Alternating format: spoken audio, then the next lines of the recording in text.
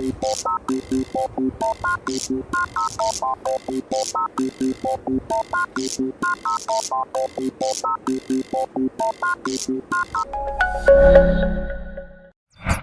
ดีครับยินดีต้อนรับเข้าสู่ช่อง Mechanic วันนี้ก็จะมา DIY นะครับพัดลมแอร์นะครับจากวัสดุเหลือใช้นะครับขวดน้ำอัดลมเก่าๆนะครับเศษกระดาษลังนะครับกับพัดลม1ตัวนะครับเดี๋ยวไปดูวิธีการทำกันครับอันดับแรกนะครับเอาขวดโค้งนะครับมาตัดส่วนปลายนะครับตรงนี้นะครับตัดออกเอาแต่ส่วนปลายนะครับเวลาตัดเสร็จแล้วนะครับก็จะประมาณนี้นะครับเอาแต่ส่วนนี้นะครับอีก2ขวดนะครับให้ทำการตัด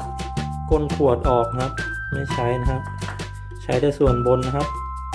2อันนะครับ